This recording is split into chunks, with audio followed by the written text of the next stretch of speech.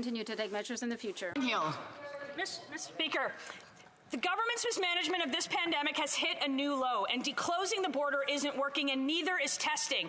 From February to June, this government misplaced 30% of COVID tests from people entering this country. Almost 400,000 tests lost. Mr. Speaker, there are now new testing requirements. This government isn't protecting Canadians 20 months into the pandemic, and they haven't gotten testing right. Why would Canadians trust you? I do want to remind the honourable member to address the questions and comments through the chair and not directly to the member.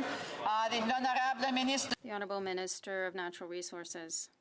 Thank you, Madam Speaker. We certainly thank the Auditor General for her recent report and her findings. Our government has worked extremely hard to protect Canadians, working to address the issues associated with COVID-19 based on the latest science and evidence. We are accepting all of the recommendations of the Auditor General, and work is already underway to ensure that we are learning from some of the observations that she has made. But we have acted quickly and we have acted boldly to ensure that we are protecting the health and security of Canadians at a time when the Conservatives wanted us to do less. And that is what Canadians expect, and that is what we will continue to do. Starting to get a little bit loud on this slide when the ministers are trying to answer the question. I'm sure the honourable members want to hear the question so they can ask the response, so they can ask another question. The honourable member for Thornhill.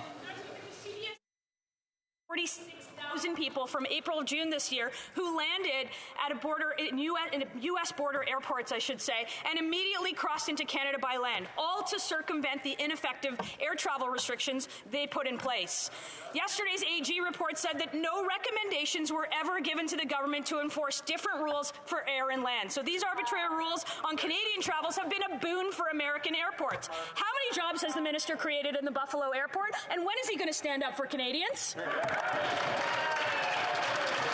The Honourable Minister of Natural Resources. Thank you, Madam Speaker. As I have said a number of times today, the government has worked very hard to protect the health and security of Canadians. That is what Canadians expect a responsible government to do. We certainly recognize and acknowledge the recommendations that were made by the Auditor General. We can and shall do better going forward, but we have done extremely hard work. We have put in place measures that have been effective in protecting the health and security of Canadians, and we are going to continue to do that.